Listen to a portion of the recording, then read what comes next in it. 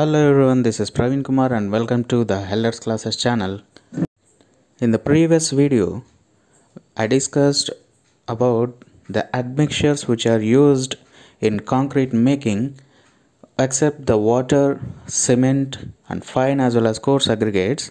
Is there any extra or additional parameters or additional materials are used to change the workable properties or to change the properties of aggregate without getting any deviation for the strength in terms of the strength aspect? Is there any materials have been used? So those materials are to be considered as like a mineral admixture or chemical type of admixtures. So with this part, the materials which are used in our cement concrete has been completed. I think so you may get a brief review or idea about the materials, their properties, classification and their major purpose, that why we are using everything. We may get a brief idea about that. In the previous video of a few days back, we discussed about an aggregate part, or not that aggregate, cement. Objectives belongs to the cement, and in this video we are proceeding for aggregates admixtures. The first one, aggregate is used in concrete. It is relatively inert material and cheaper than cement. It imparts volume, stability and durability of concrete. It provides bulk to the concrete. If you go through the aggregates, these three properties are well to be only the reason why we are using the aggregates. So the answer is all the above. Next one, the function of fine aggregate is. So if you go through the fine aggregates, it assists in improving workability and uniform in mixture, to assist the cement paste to hold the coarse aggregate particles in suspension, and that is also one of the reason for why we are using the fine aggregate, and to improve the plasticity in mixture and prevent possible segregation of paste and coarse aggregate and all the above. If you go through the fine aggregates part, these above three things are to be satisfied for the fine aggregates, so the answer is all the above. So next one, an aggregate generally not preferred for use in concrete is one which has the following surface texture. So if you go through this, smooth aggregates that we can use, rough aggregates also we can use, granular also we can use, but glassy type of aggregates we won't use for the aggregates because it is very low strength and it imparts to the formation of weak zones on the concrete. So a glassy type of aggregates won't use for the preparation of concrete. Well, coming to the next one, an aggregate should generally specifies that be of pore shape and size, be clean, hard and well graded, possess chemical stability. So if you go through the aggregates part, it is poor, cheaper, proper shape and size. It is clean, hard and well graded and possess chemically stable also. So these three things are to be satisfied for that. So answer is all the above. If you go through the particle distribution of fifth bit, size of particles graded is said to be 12.5 when most of it passes through some size of sieve and it is retained in some size of sieve. So in general, the before number of the 12.5 IS sieve is 16. So when it is passes through the 16 and retained on 12.5, then only we can say it is a 12.5 size aggregate. So the answer is C, passes through 16 mm and retained in 12.5. Next one is the cyclopene aggregate has a size more than 20, 40, 60, 75 mm. So in general 20, 40, 60 are moreover used in concrete and we won't specify with different names, and 75 mm is generally called it as cyclopene aggregates. So for that, if you go through the aggregates, we may get a brief idea about the cyclopene aggregates. If the fineness modulus of sand is 2.5, it is graded as. So if you go through the fineness modulus, we may get a brief idea over that sand which is very coarser, medium and fine. If that fineness modulus is 2.5, it is generally to be graded as fine sand. If you go through the fine aggregates, so the fineness of sand, we may get this topic that fineness modulus is 2.5. We can generally call it as a fine sand. With 4% moisture, the bulking of fine sand may be of the order of the following. So that is 2 to 5%, 5 to 10, 10 to 15 and 15 to 25. So if you go through the bulking of sand, it is generally to be in order of 4% of moisture, the bulking is 15 to 25%. So the next one is bulking of coarse aggregate. In general, if you go through the coarse aggregate part, you won't observe any bulking, which means while coming to the surface area of coarse aggregate, it is very less, so it won't get bulk. So we generally neglect that bulking of coarse aggregate in our design, because the surface area is also very less and it won't tends to bulk, and it won't try to attract the moisture content over its surface. Next one, gap graded is 1,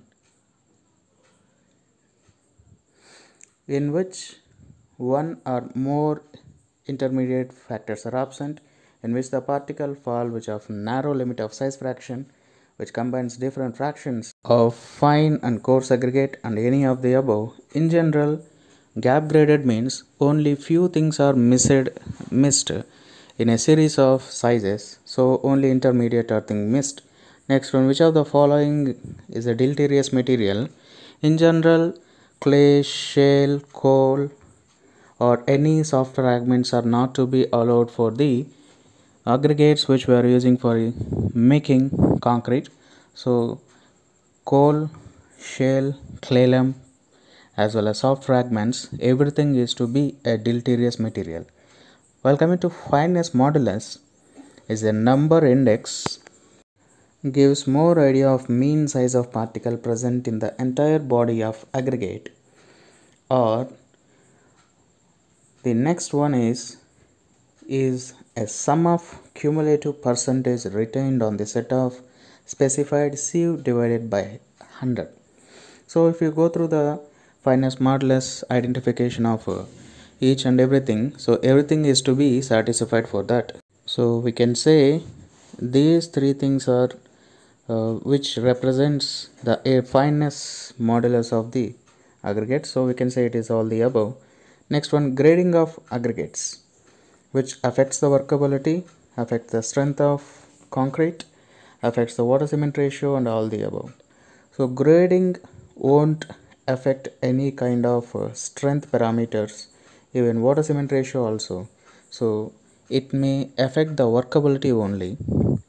That is the major. To get the more workable concrete also, we can use that grading part as much considered for the preparation of concrete. So next one, we are proceeding for water topic. For mixing water to the concrete, suspended particles of clay silt should be less than 0.02%. The quantity of calcium chloride is restricted to 1.5%, and pH value is generally varies from 6 to 8. So if you go through the properties of water which is we are using for making the concrete, if you go through the codal provision also, and everything is right one, so answer is all the above. So if seawater is used for the preparation of concrete, it will cause efflorescence, it may corrode the reinforcement, it will reduce the ultimate strength. So the marine water definitely affects these parameters. Efflorescence form, corrosion will form and reduces the ultimate strength also. So all the above is the answer. Next one, the presence of sugar in water of concentrating up to how much percentage has virtually no adverse effect on the strength of concrete. So if you go through these percentages, and if you go through the specifications of water, 0.05% is generally allowed, which is used for the water which is used for the concrete. So the answer is 0.05 percentage of sugar which is allowed to the mixing of concrete, whatever the water which containing it is. Which of the following impurities in the mixing of destructive? So if you go through the options, calcium chloride, lead nitrate, alkalis and algae. Calcium chloride, alkalis, algae which may be allowed up to a minute quantity in our water, but lead nitrate won't to be allowed into the concrete, which may be destructive to the concreting materials. So that is the one. The vegetable oil present in the water mixing, it may improve the strength, reduce the strength, gives more slump, or improve workability due to the lubrication. So in general, if is there any vegetable oil is there, it generally reduces the strength. It won't give more slump or workability. It will generally reduces the strength. So this is how we are getting. Next one, an admixture can be used to accelerate initial setting time, increase the strength of concrete, improves the workability, any of the above. In general, we'll observe the three options. Everything is possible with the admixture. So answer is all the above. And even in another way we can say admixture can be used retard the initial setting, increase durability, improve pumpability of concrete. And these three things are also possible while we mix a proper or some kind of admixtures. So the next one, an accelerator shortens all of the following except setting time, period of curing, period of removal of formwork, strength of concrete. In general, accelerator won't affect on strength parameters. It only affects on setting time, period of curing, removal of formwork. Next one, addition of retarder to concrete decreases all of the following except rate of hydration, workability and compressive strength. While coming to the next option, water cement ratio, rate of development of strength. In general, these retarders won't affect on workability as well as compressive strength of the original existing concrete. Addition of air entraining agent to the concrete increases all of the following except workability, strength of concrete, durability, uniformity. And these admixtures won't affect on especially on strength of concrete, and even air entraining agents also won't affect on strength of concrete. It only affects the workability, durability as well as uniformity. So strength of concrete won't affect. Next one, identify the correct statement with correspondence to accelerator retarder. So in general, accelerated among these thing is sodium chloride, retarder is calcium chloride. So sodium component is generally acts as an accelerator and calcium component is generally act as retarder. So that is the one which we can choose a better one when compared with the remaining. Even if you go through the materials which we are using as an accelerator and retarder, you may get a brief idea about that sodium and calcium components. Fly ash may be used to, if you go to the fly ash which is a mineral admixture, if we use that mineral admixture, a part replacement as a cement, part replacement of fine aggregate, and the combined or simultaneous replacement of cement as well as fine aggregate. So we can replace fine aggregate as well as cement as an replacement materials with the fine aggregate as a fly ash. So everything is possible. Even we can as a mineral admixture also. Super plasticizer or super water reducers result in greatly increasing workability or result in increasing tendency to segregation, as well as it will facilitate production of following concrete and all the above parameters. So if you go through not the following, it's a flowing concrete. So each and everything is found with the superplasticizers. So we can say all the above three parameters are possible with superplasticizers. So answer is all the above. So next one, which of the following can be used for waterproofing? For the waterproofing purpose, what are different kinds of materials that which one we can use means. So in this, the listed parameters are potash soaps, butyl stearate, petroleum waxes and all. So butyl stearate is also one of the parameter of waterproofing. Petroleum waxes are also to be used.